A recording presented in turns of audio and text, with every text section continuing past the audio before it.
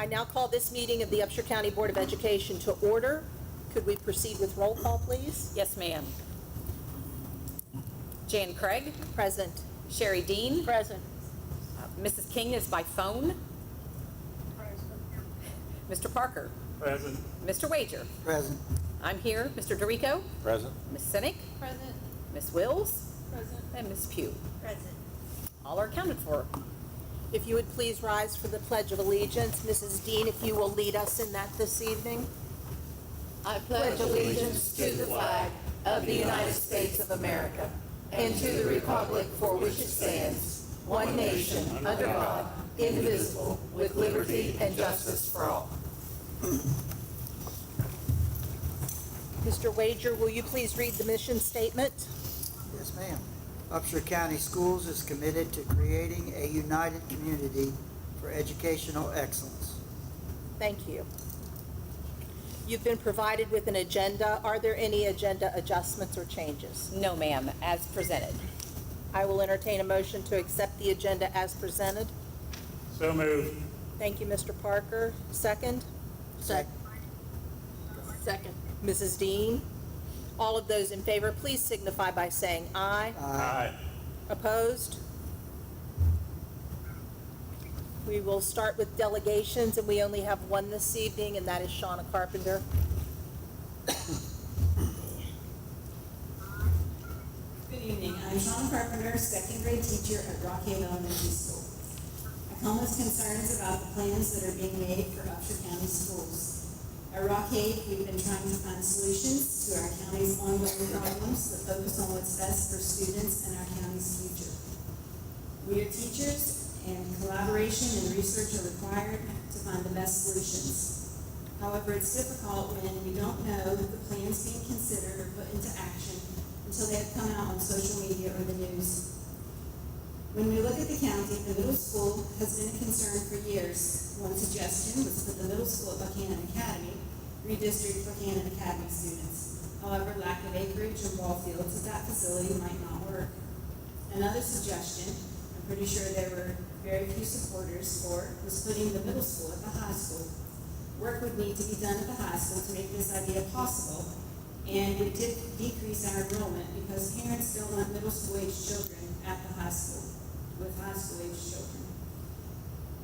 We've been sharing ideas, thinking outside the box, asking for information and input from other schools and county stakeholders. Decisions like these, or plans being put into action, should not be made only by a few, especially when the few have no long-term commitment to our school system, county, or students. We are here for our students and the long term of our county. The basis of all decisions must be what is best for the future of Upshur County public education and its students. Yes, we must always consider the finances wisely. Don't make decisions without input from stakeholders like those of us in the trenches, parents, taxpayers, and without transparent long-term planning. Communication upfront from the beginning and throughout the process will help us all, teachers, staff, parents, students, and taxpayers. The next, I have some questions because I'm guessing that that's how we get answers. We ask questions and then it's put out as the Q&A online. So in the SBA application, Mrs. Miller stated that she has the vision of smaller class sizes. I'd like to know what that means. And in the Q&A, you put the wall, but that does not clarify or explain what smaller class sizes means.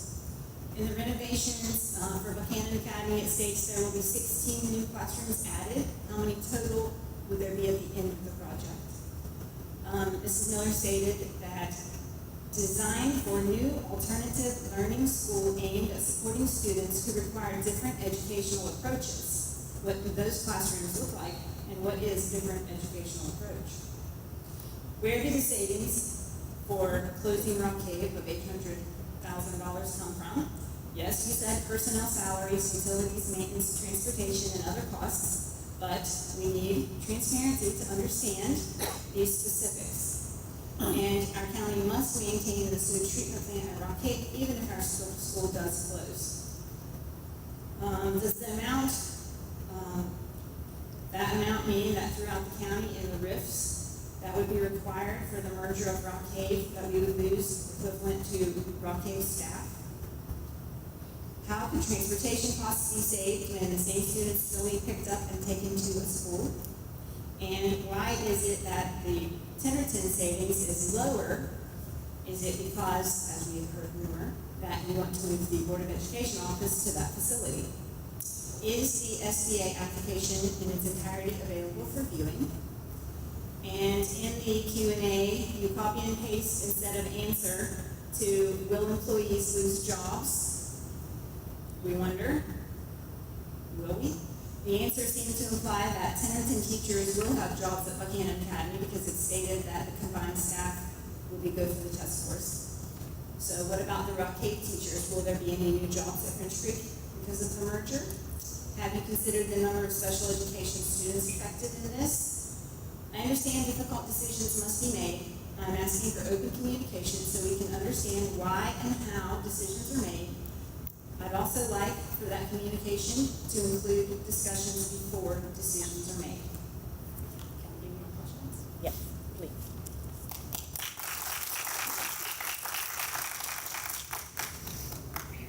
Thank you for coming. Superintendent's update. Yes.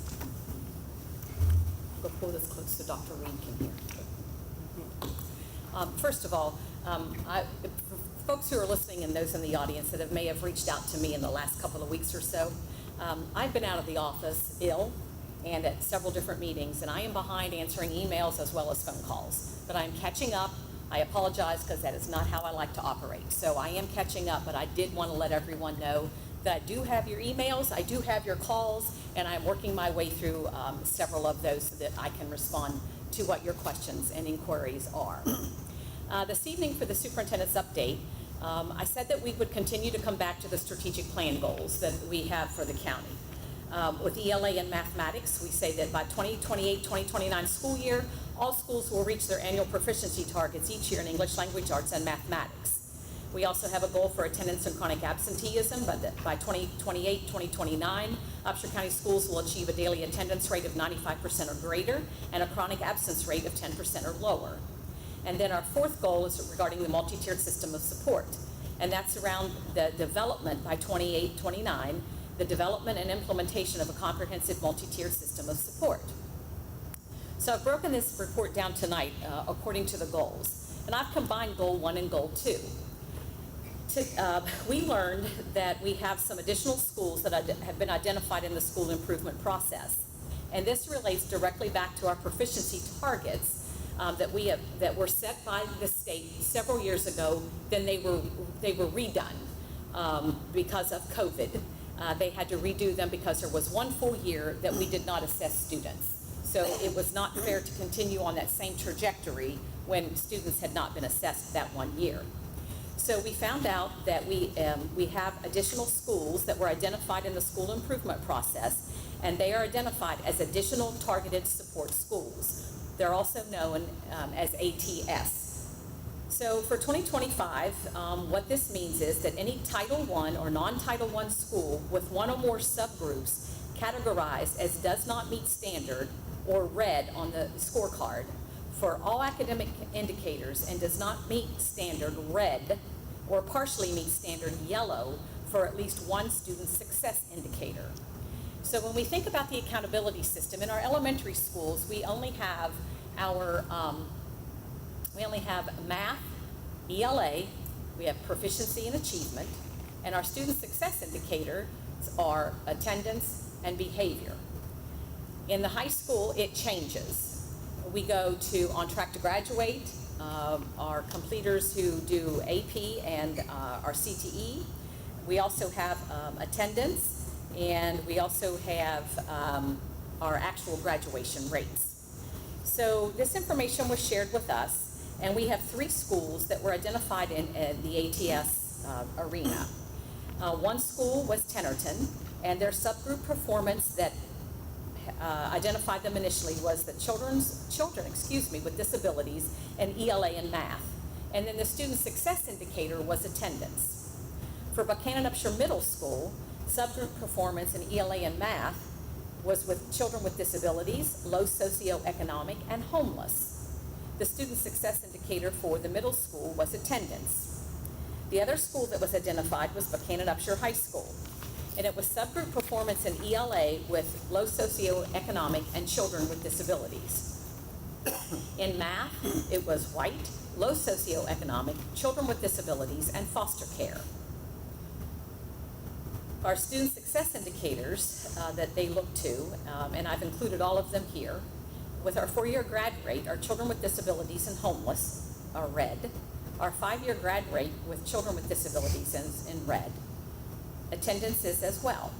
With on track to graduate, the subgroups of white, low socioeconomic, and children with disabilities did not meet the standard. On our post-secondary, which is our AP courses, if we had a baccalaureate, that could count as well as CTE completers. In the low socioeconomic and children with disabilities, those two subgroups did not meet the standard. Under Goal 3, our average daily attendance is, as of yesterday, was 94.07%, so we are hovering right there at 95%. And it is showing a much better trajectory this year than where we were at this time last year. Our chronic absenteeism percentage is 19.11. That's just below 20%. We need to get it down to 10, but we again are making progress this year from where we were at this point last year. Under Goal 4, which is about the multi-tiered system of support, the department also has taken a literacy and numeracy network for tiered instructional support that we were notified about. So in the fall of this school year and continuing into the spring of next year, they are using a tiered system of support for literacy and math support in our counties across the state. The effort is grounded in the West Virginia Third Grade Success Act, and it's designed to strengthen literacy and numeracy outcomes statewide.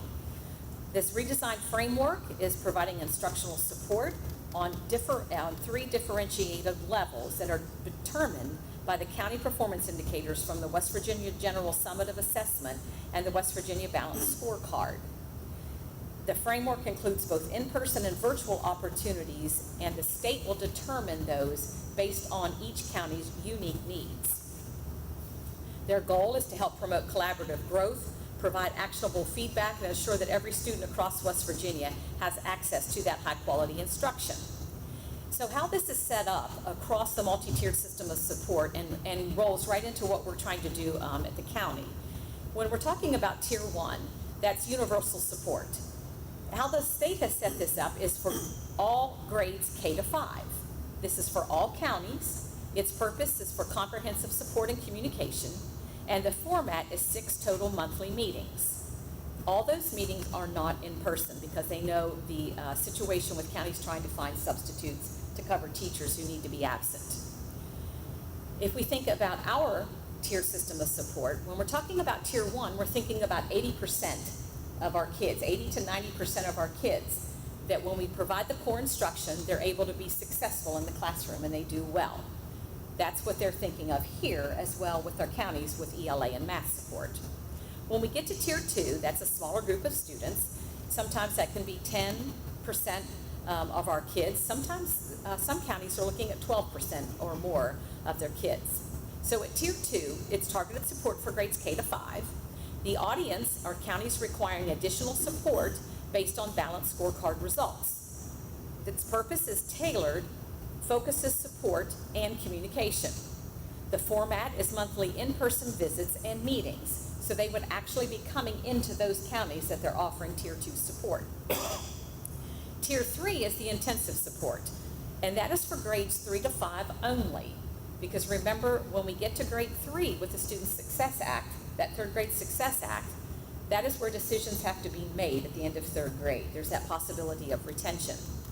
So the audience here are for counties showing limited or no improvement based on balanced scorecard results.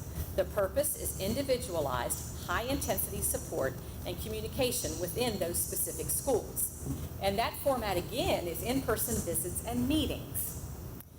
So to kind of wrap our heads around it, last year and the year before, every county had a regional literacy specialists and math specialists that actually came to the county and met with the county team, which in our case was C&I, special ed, federal programs, as well as our school improvement specialists and superintendent and assistant superintendent.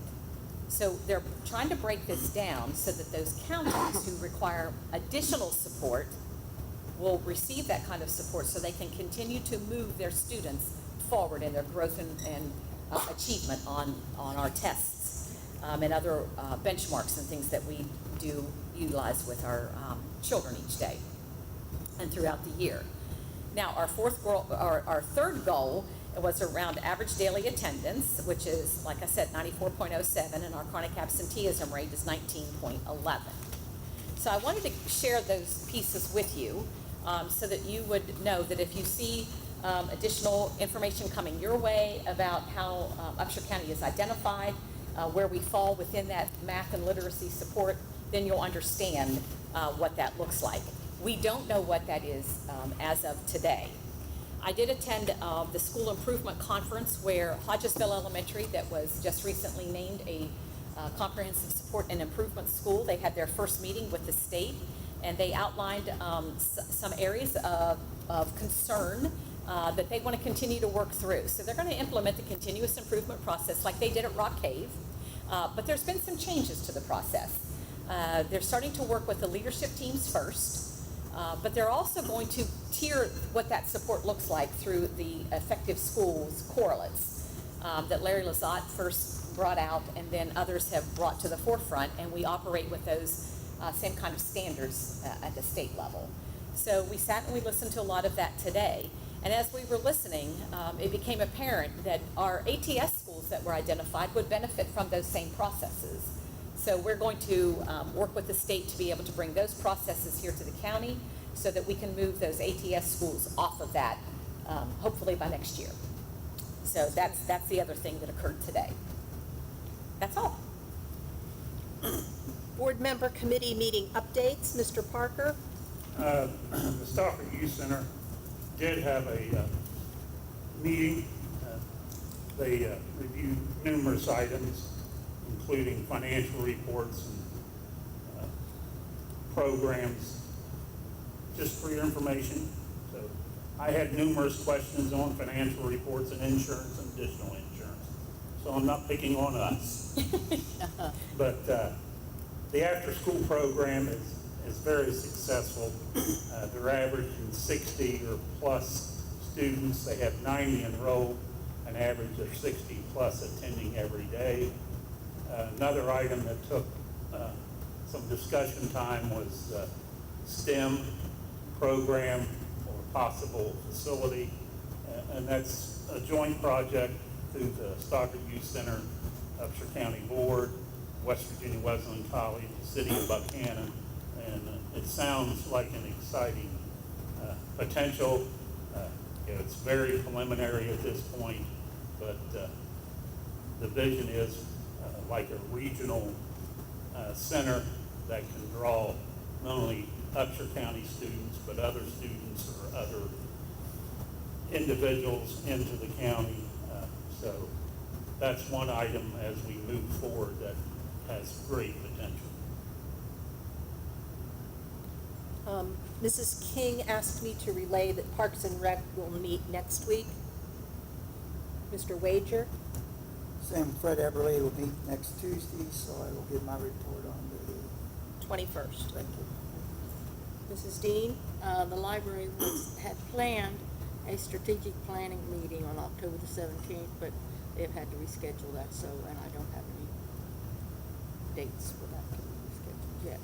And 4-H has not had any meetings. You've been provided with the minutes from the previous meeting. Are there any additions or corrections to those minutes?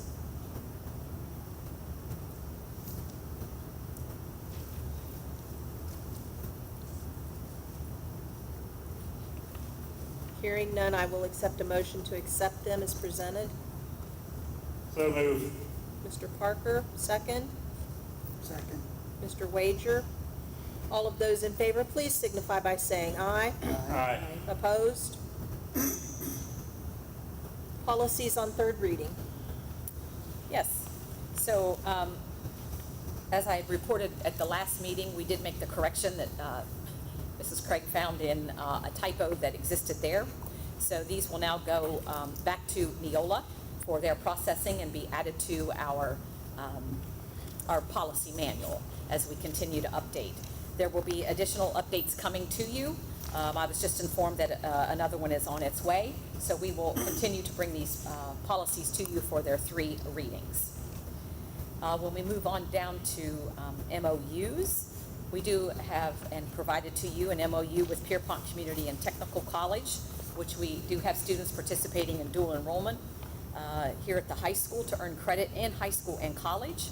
And the purpose of redoing this MOU with them is so that they can continue to develop the pathways that will allow our students to take those courses through that dual credit process that counts towards the completion of an associate's degree or certificate through them. So as they're developing those pathways, they continue to update their MOUs with county school systems.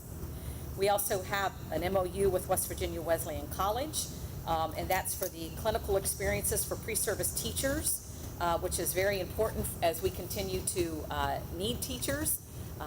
The population of teachers, once again, is aging out, and there are people who are retiring, as well as those who are choosing not to stay in the field. So it's important for us to continue that relationship with Wesleyan. I will be meeting with the new director of education. We're trying to set up a date and a time to meet so that she can go out and visit our schools, and she can become more familiar with what is going on here in Upshur County and how West Virginia Wesleyan's Education Department can think about growth for the future. So that moves us on to the consent agenda. Yeah, the consent agenda. You do have 2 facilities requests there. I do know that some dates are coming, these are coming into us after some dates of things that have occurred, so we do ask the department to go ahead and approve those in advance. We do continue to work with the insurance situation with each of these outside groups. I have to applaud Alex Pugh in our finance office because he does continue to reach out to these organizations to make sure that we are receiving what we do need to receive. And then, if there's any questions on the insurance. Yes. I know I've asked before, Mountaineer Youth Football. yes, that's the umbrella organization that if anything happens, it goes up to them. And they have their own board of directors, I guess is what you want to say, that function in that role. Do we have correspondence from that organization saying, yes, these groups are covered? I do believe we do. Okay, because it's easy to say they are. Correct. Until there's a problem. Yes, I think I have an email from the president of the Okay. group. Financials. So Sarah is here this evening to discuss year-end financials, and I'm just going to turn it over to her. This evening I gave you the unaudited version of the financial statements for fiscal year. We can't hear You you. need to pull that very close. Is that better? You can No. speak up loud. Okay, I'll try to talk loud. I don't have the teacher voice that apparently would project on this one. So like I was saying before, I did give you a packet that is the full unaudited financial statements for the year ending June 30th of 25. This includes, all the notes, the management discussion and analysis, which that's kind of what I'm going to go over this evening, just to kind of hit some of the financial highlights. The board's assets, plus our deferred revenues of resources exceeded our liabilities, plus our deferred inflows of resources by about $35 million for the close of the fiscal year. What page are you on? I'm on page 1. Sorry about that. It's really page 1. Page 1 through 12 is kind of like the management discussion, which kind of gives like a brief overview and analysis of all the remaining pages 13 through 75. So I'm just there on the first part, the financial highlights. And the board's total net position decreased by $3,900,000 $318,879. This decrease is largely attributed to changes in compensated absence balance sheet amounts related to GASB 101 calculations, which is a new GASB that we had to implement for this fiscal year. The attached note to the financial statements gives a little bit more discussion of that. So approximately 1.9 million of this decrease is attributed to that increase in those compensated absences that we had to add for this year. Do you know where the other approximately $1 million came from?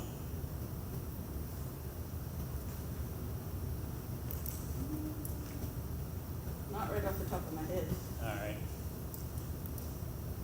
but I could look that up for you and get that to you later.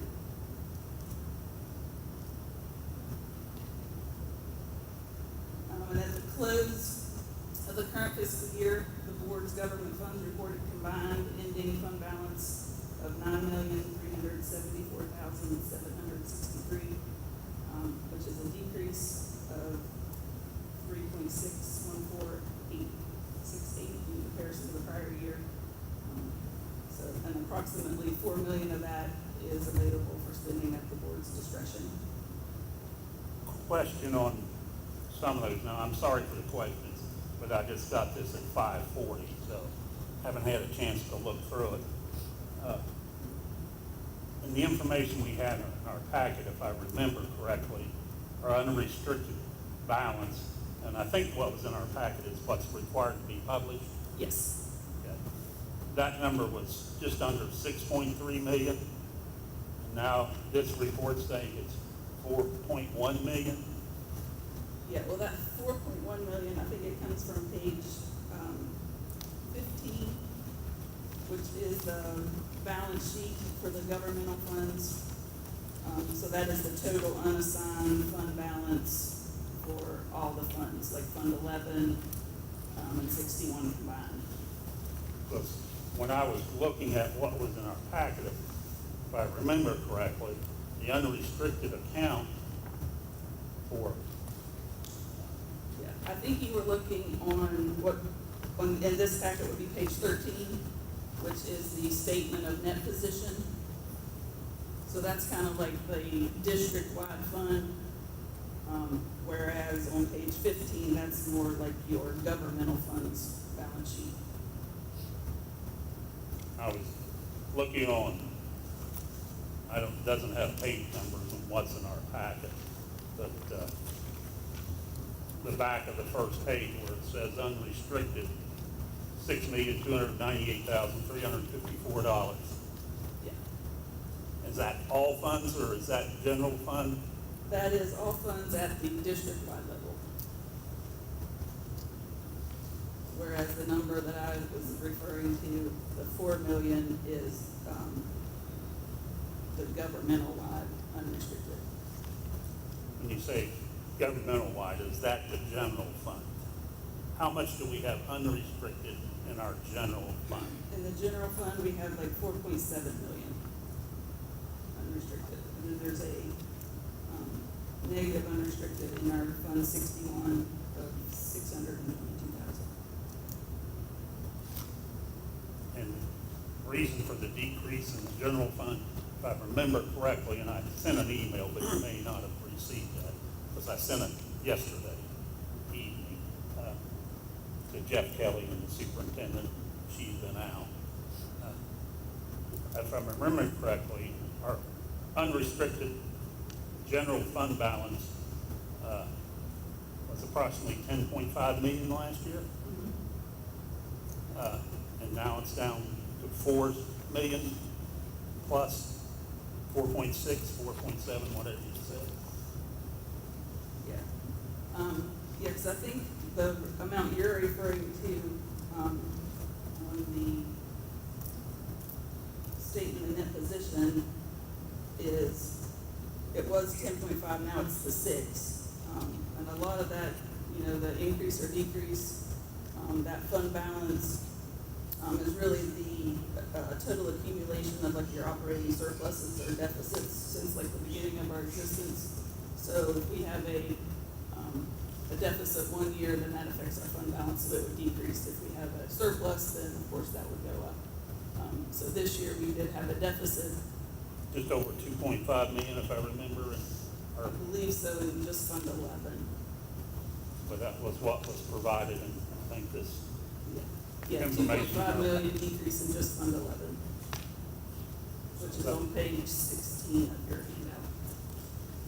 And I tried to keep track, because my recollection, I was under the understanding, the way it was explained last year, I was thinking the general fund was 10.5 million of unrestricted fund balance.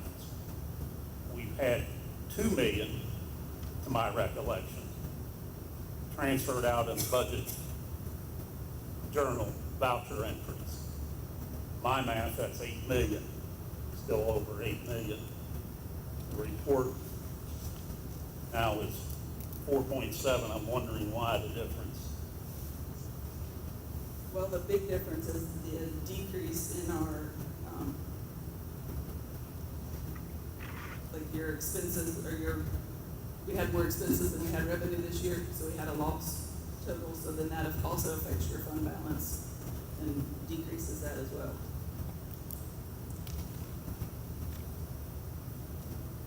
And we also had some restatements that we had to do because we implemented the GASB 101, which is that compensated absences.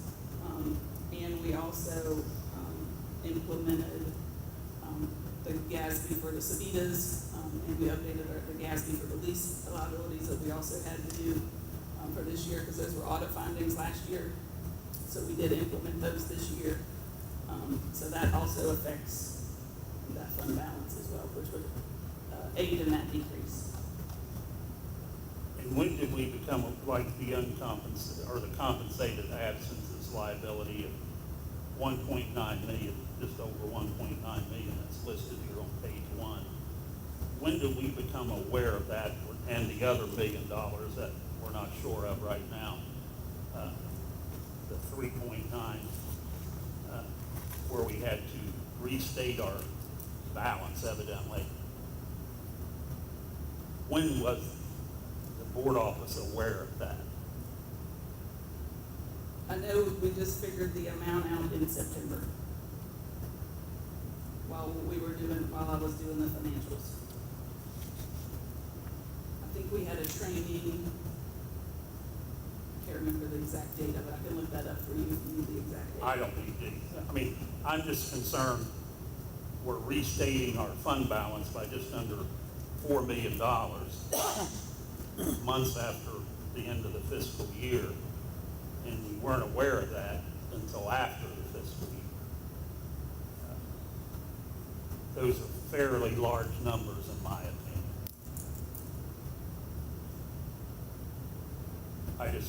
I'm concerned about the communication and transparency to the board on financial matters, where it's going, down by millions of dollars. And I'm having a hard time getting answers. I mean, this would have been nice to have a week ago instead of trying to look through it at a meeting, because if we have to go page by page, I'm fine. Because when I ask for things to be on a future agenda, it usually does not happen. So that's why I'm asking about this as we go.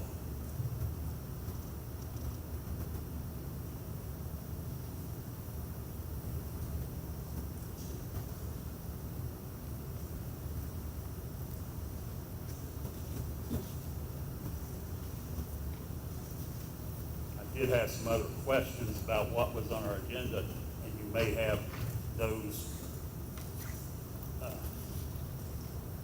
to explain to us, but one of the things that is has a direct effect on the year-to-date financials is budget journal voucher entries. I think there was 38 pages at one time that I never did get to ask a question on. But that has a direct influence on the year-to-date financials, as you're aware, I'm sure. The one question I have, there was one budget journal voucher entry as it relates to levy funds of over $1 million. Do you remember what that was for and how it affects the year-to-date financials and the end of the year report that we're looking at here? Not off the top of my head. I did try to look and see if I got any of those questions in an email. I couldn't find. I know you said you had some questions, but I wasn't. I don't communicate other than with Mr. Kelly and the superintendent. Right. I do not send emails to any other employee. Right. So. That's what I was directed to do. Okay. So if you wouldn't care to do, like, if I would get those questions, I would be more than happy to. I will not send you an email. I know, but I mean, if you were to Mr. Kelly, then. It's up to him to forward it to individuals. Okay. He and I had a one-on-one discussion for over an hour. My concern is the journal voucher entry was for over $1 million as it relates to levy funds. Last audit report, I can't remember the number right off the top of my head, was 300 and some thousand, 400 and some thousand, I don't remember. Both of those numbers cannot be correct. When we have a budget journal voucher entry for over $1 million, and the audit report ending 2024 lists levy funds as 400 and some thousand, 300 and some thousand, whatever that number was. Both of those numbers cannot be correct. I went over that with Mr. Kelly in our one-on-one meeting, and I sent an email on that. And I'm still waiting for an answer. So, that's one question I have. I've already went over the ending balances that I don't understand where we're coming up now with 4.7 in the general fund versus what it was last year. And I know we have to restate fund balances, but again, if that's what it is, that's what it is. But I'm concerned on the amounts. One thing in the item we had in our agenda is the building and improvements. Do we have a list of property we own? Yes. Has that ever been verified against the property records in the office of the county clerk? Because I've got I've got a couple emails about old schools. I'm talking old schools, one room, and why isn't the board upkeeping this property? I don't know whether we own it or not.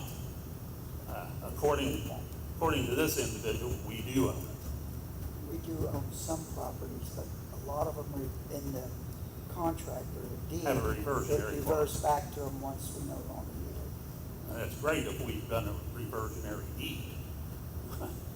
So, is there a way of getting a list of properties that you have coming up with that $50 million before depreciation? Yeah, I have a list of like all the assets that make up our capital assets. If we could get a list of that, that'd be great. Okay.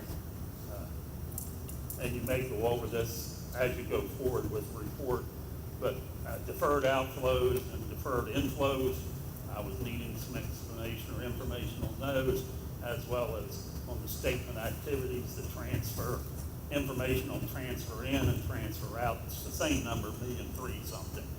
And yeah, I think more information on those is provided in the notes. I believe the deferred inflows and outflows is like note 9 and 10. Okay. Which explains like that net pension liability, which again, those are GASB's 65 or 68 and 75 that we have to do. So those are explained a little bit in more detail in that note. And also, I believe note 16 deals with the interfund transfers and then explains that a little bit more as well.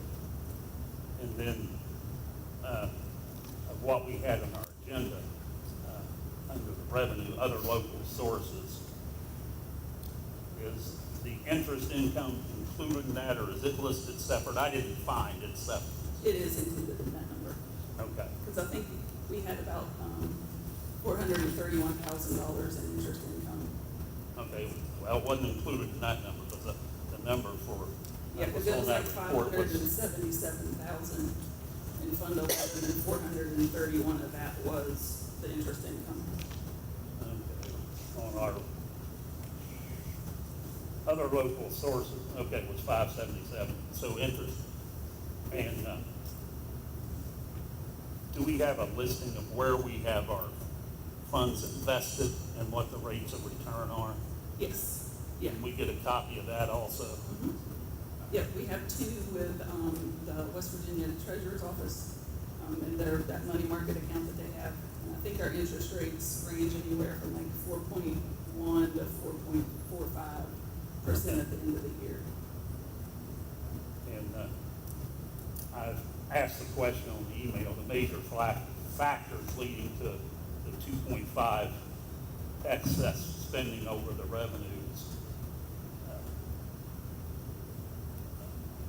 Where the expenditures were 2.5. I think that was general fund only. Yeah. If I remember right.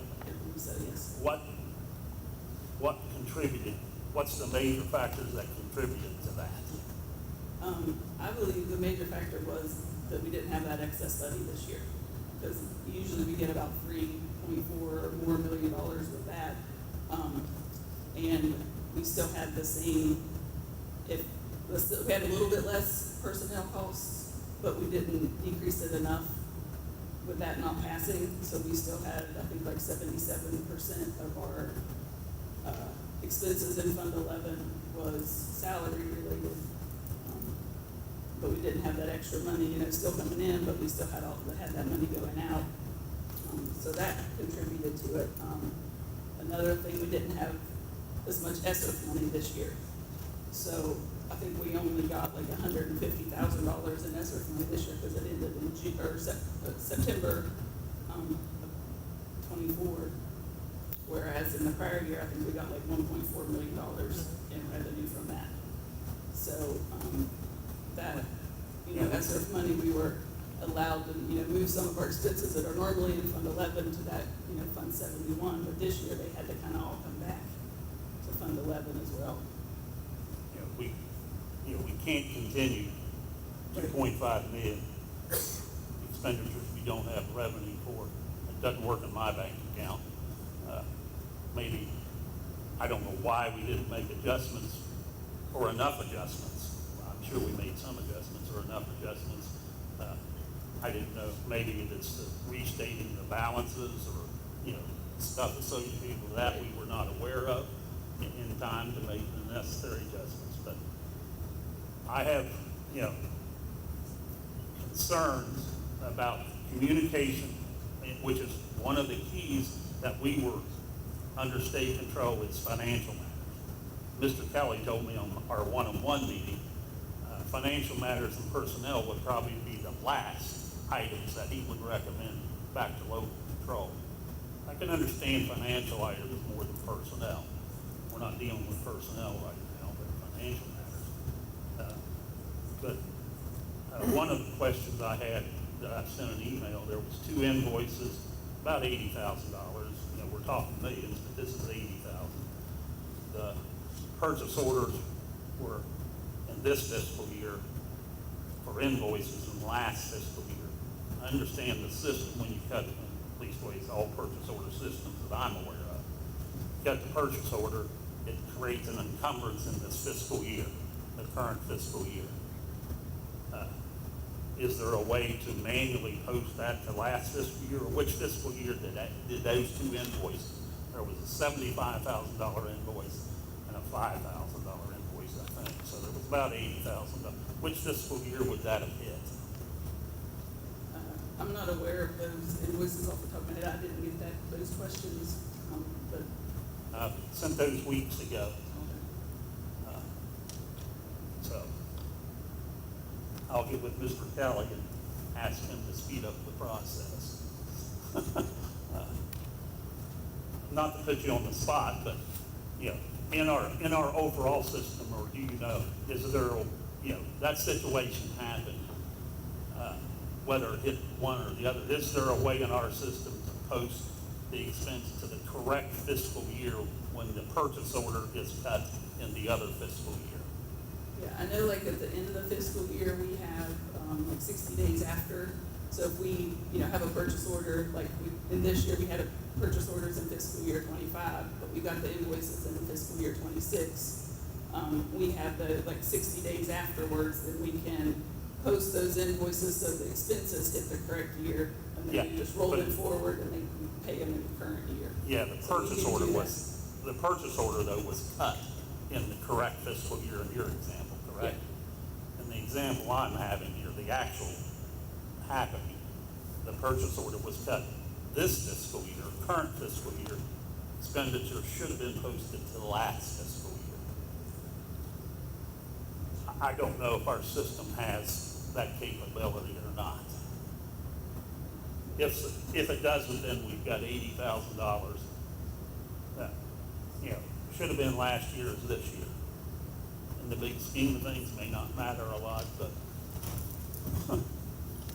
those are the questions I had on what was in our packet.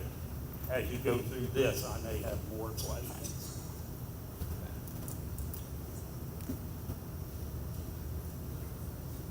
Because on the note you have here, the 4.759,000 is 11% of the total general fund expenditures. Last year, that percentage was 26%, which is the 10.5 million or whatever that was.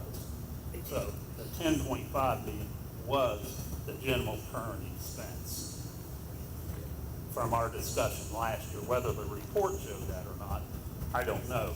But the discussion was a 26% carryover in our general fund balance. This year it's 11, which is still above the state recommended 5. Right. Yes. Still good.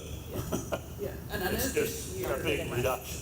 Right, and I know this year, like in our, fund balance, because there's different categories and you can categorize those in.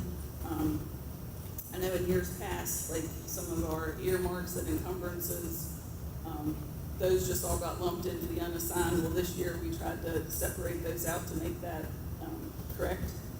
So now, we have committed, or we have restricted, it's committed of like 2 million and assigned of like 943,000, which last year those would have all been combined in the unassigned. But this year we tried to do that correctly and separate that out like it's supposed to be. So that also helps contribute to that decrease in that unassigned balance as well. Which that's on page 15 of the balance sheet, which kind of shows that separation. Okay. And I believe that's also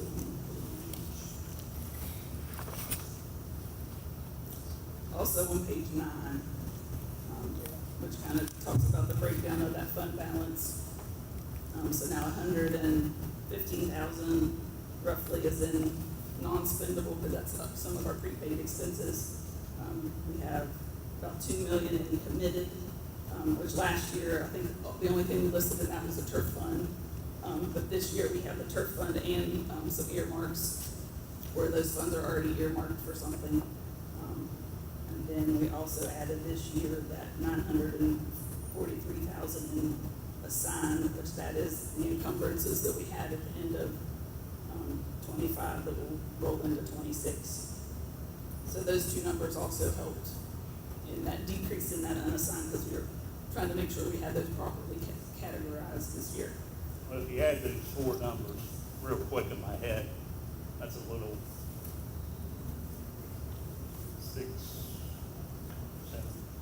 7.5, something like that. 8 million.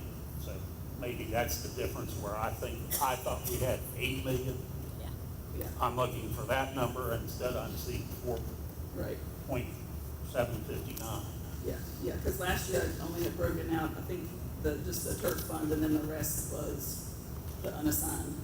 But then when my mentor was kind of helping me this year do the financials more, he's like, we need to kind of break that out and show, those are kind of earmarked already for something else. So that also helped, with that decrease. All right, thank you.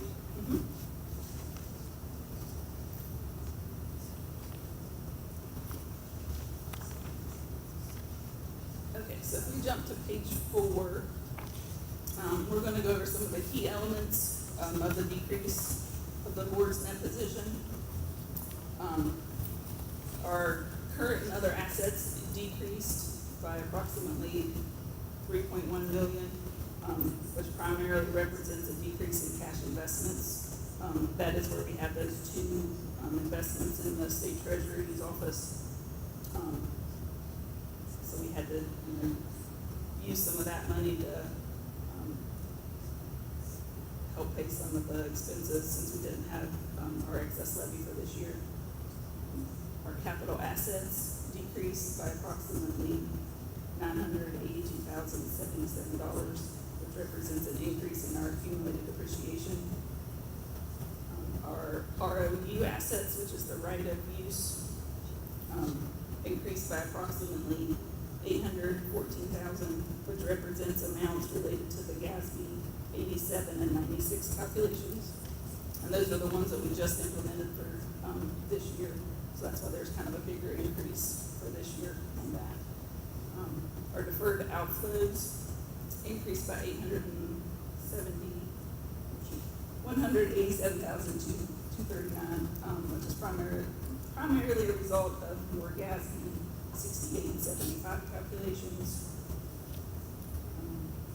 Our current and other liabilities increased by On the increase of that 180, on the gas fee will be stated, is that OPEB related or? Yes, net pension and OPEB liability. Okay. Shouldn't that, on OPEB, shouldn't that be a declining number as more senior employees retire? Yes, it is. If you look above, there is a net, other OPEB liability portion, which actually I'm here because it's an asset. So last year we had 138,000, this year it's 41. Okay. So yes, that is decreasing. But then our net pension liability is increasing. And the reason for that? Just some of the, different calculations that we have to do for the GASB and the reports that we get on our, amount. Has the GASB requirements changed to make that number go up? No. I don't understand why the net pension liability would go up by that amount. I can look into that and let you know further. Because I was thinking as newer employees come in, that liability would go down. And it's not. Sort of like the OPEB liability. As newer employees come in, the liability goes down. Right. Yeah, I'll look into that and let you know.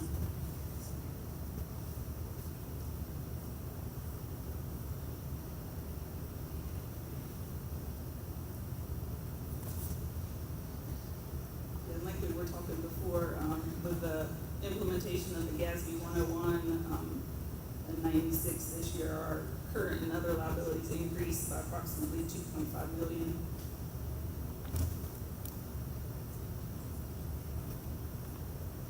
At the end of the current fiscal year, the board did have positive balances in all three categories of our net position, which was the same situation that held true for the prior year.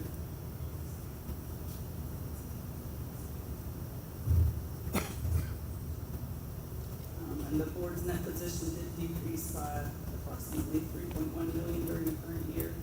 And some of those, areas of why the decrease was,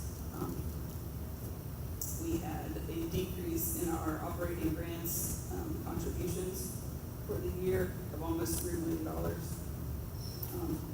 Once again, that was kind of some of the result of the ESSER not having that this year,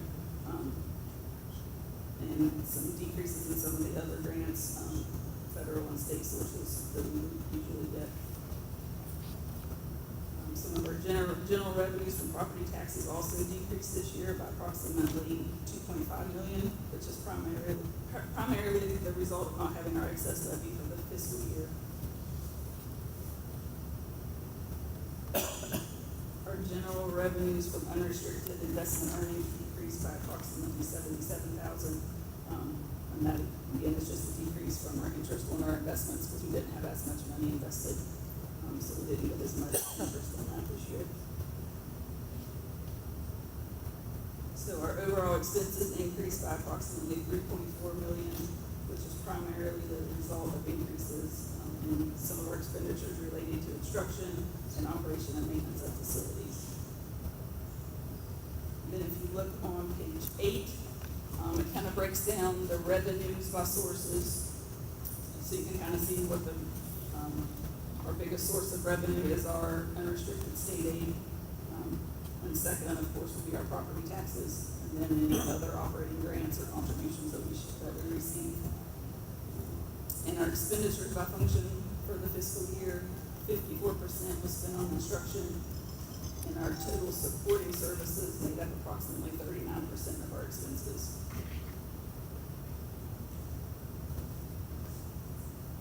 And then on page 9, like we were kind of talking about before, there in the middle of the page, that kind of breaks down our fund balance by the different categories for Fund 11.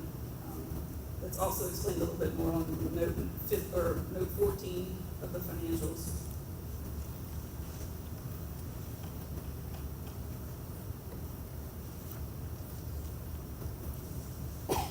And on page 11, On page 9,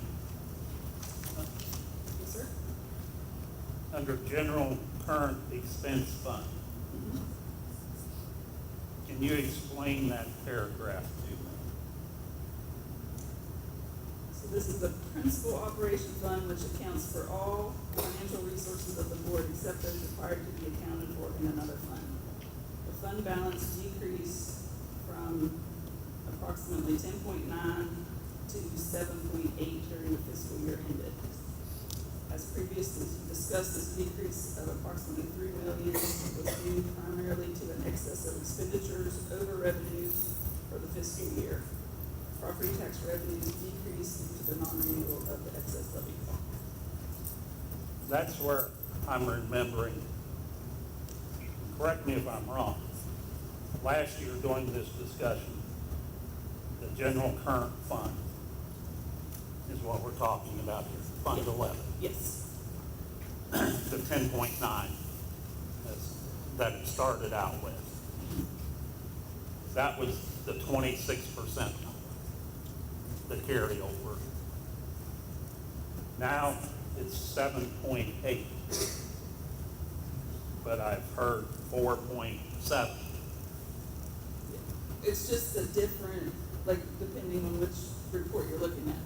Because this one is coming from page 15, which is the balance sheet for the governmental funds.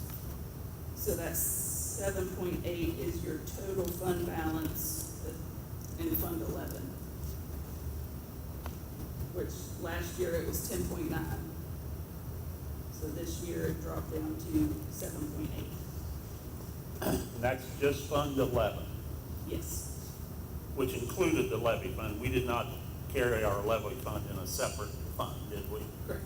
It is in Fund 11. It was in Fund 11, yes. Can we carry our levy funds in a separate account? Yeah, you can do, I think, Fund 12. In the future, if we ever get another levy, that would be helpful. Yeah. That may be a while. But I'm still having trouble, in my mind, reconciling 7.8 to 4.7. Well, the 4.7 is the unassigned. So if you turn to page 15,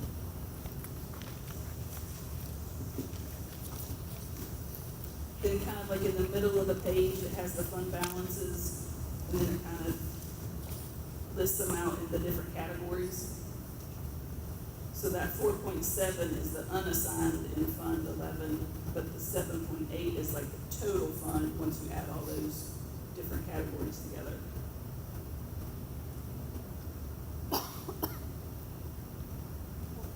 So the 10.9 was not an unrestricted balance last year. Correct, it would have been where the 7.8 is this year, so it was a total.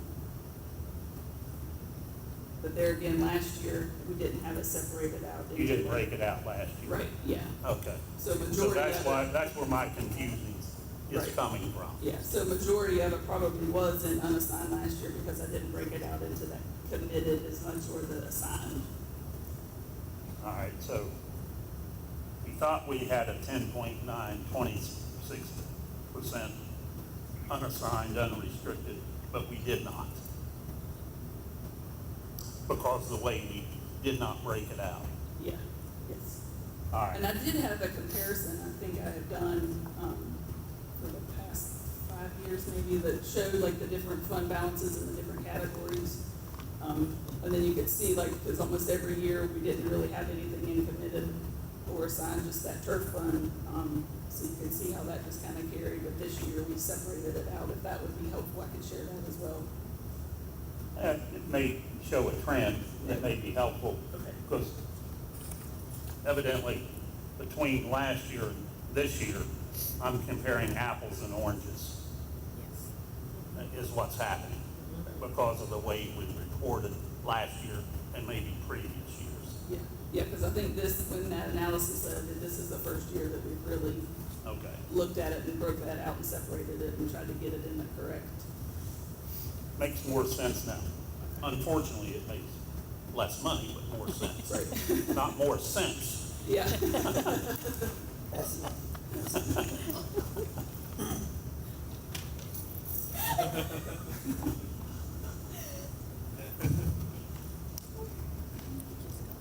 I know this is riveting discussion. Yeah. For the people that left especially. Sorry, but I like to understand the numbers. Yeah, well, I don't blame you. That's what I thought, I'll provide them all, like, everything, and that way you can have a chance to look over it as well, and, so we're gonna, I think, jump to page 11, for the right of use assets. That's another, like I said, like we've kind of been talking about the new gas fees that we had to, introduce for this year. And the ones that we were supposed to introduce last year, but we didn't, so we got them, included this year. So that right of use asset for this year is approximately 1.1 million. And as you can see on the next page, on page 12, there's kind of a chart that'll show how much we had. You know, in 24, we only had 286,000, but this year we implemented the Savitas and we updated our, lease liabilities. So then that was that increase of the 814,000. And additional information on that is available in note 8, in the provided statements. And also the next long-term liabilities has the addition of that GASB 101 with the compensated absences. And as you can see in the chart below that, you know, last year we didn't have any, but this year we had to account for about $1.9 million in those compensated absences, which that is basically like your sick leave balances that employees have, that we, based off statistical data of how much people have used their absences, of how much we think that they're going to use in the future, so we have to book that liability. I mean, on the compensated absences, you know, I understand what it's for. But we budget 100% of an individual's salary, the salary line item. They get that based on whether they're in the classroom or sick for a day or whatever the case may be. If they're 261, maybe vacation.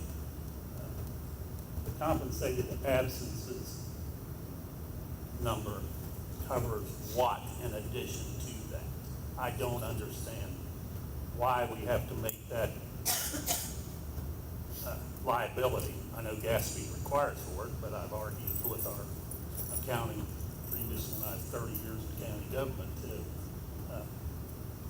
Because once it goes either to, depending on date of hire, I think, well, that's in PERS, I don't know if it's the same in teachers' retirement, of what you can use for sick leave balance Yeah, for. correct. Yeah, anybody hired, I think after July 1st of 15, I don't think they can They can't use it for anything. Right, Right. correct. I think 2001's a date, 1988 was a date, there's probably not a whole lot of 1988s left. But that falls to the state at that point, because it's retirement or service credit or insurance, unless we get hit with a reimbursement invoice. Is that what we're allocating for here? Yeah, I think it's like if you know, you have a sick leave balance, and we're looking like historically how much of that, you know, people usually use, so I think ours was around, I don't remember off the top of my head, like 24%.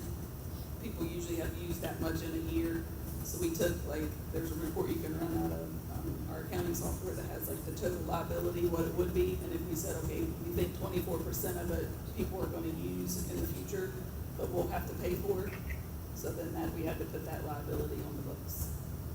When, I'm not sure how when you say they're gonna use for it, how would they use for it that's already not in our budget? That's my question. If,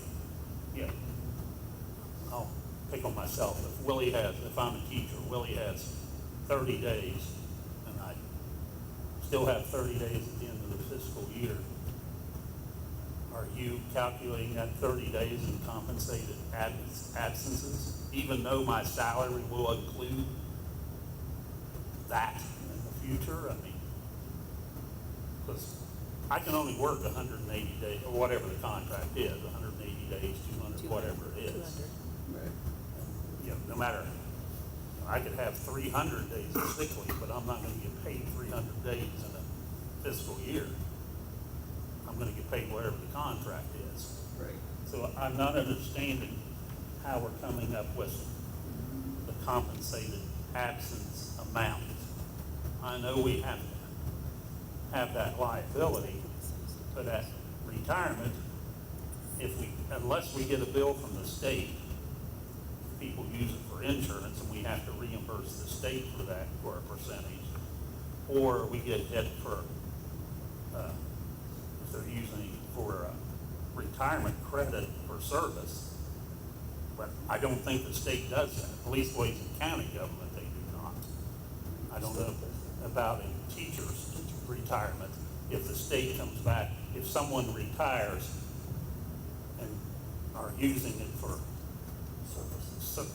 service or in insurance, and it's $500 a month, do we get a bill at the end of the fiscal year for that employee for $6,000? I know when like somebody retires and like they're using it for the insurance, like that shows up on our monthly bill, but like we have to, pay that because they're using that. The employer's share, Yeah. or the match there. Right, yeah. But I can look up some more information on like GASB 101. Again, if it's insurance only or retirement, that should be a declining liability, especially after 2015, because they can't use it for anything. Right. I mean, it's gone when they retire. Right. So yeah, I'll get some more information on that for you. And send that.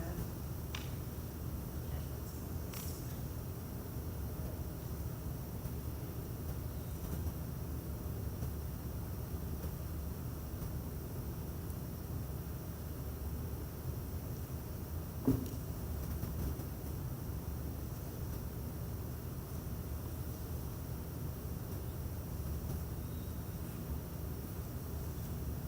I think that's kind of like all the highlights that I had.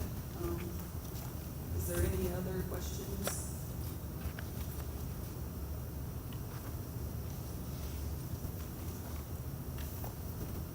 I'll look through the notes if I have any. I don't think I'll have any more, but if I look through the notes and have anything, I'll send an email to Mr. Kelly and copy the superintendent. Okay.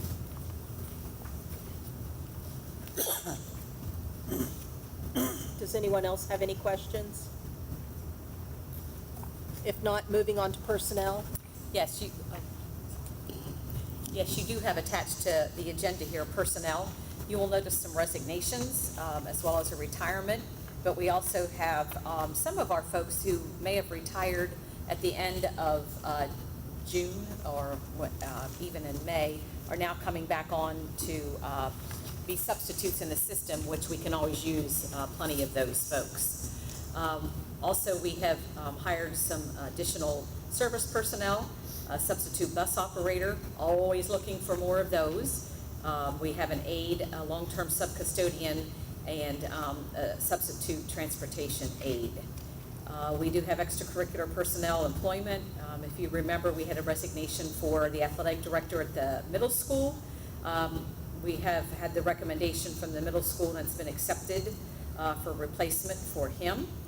And then we also have some tutoring positions that were here at the high school to try to help when I was speaking about the On Track to Graduate, to make sure that our 9th and 10th graders are getting those credits earned. And that was one of the things that they wanted to do, as well as an assistant basketball coach and then a volunteer volleyball coach. We do have some transfers, which was a substitute teacher that is now at Union. And then you can see that our list of approved volunteers has become larger as we're getting those same types of background checks that we do on employees that we hire, as those are coming back at a much faster rate now. Those are increasing.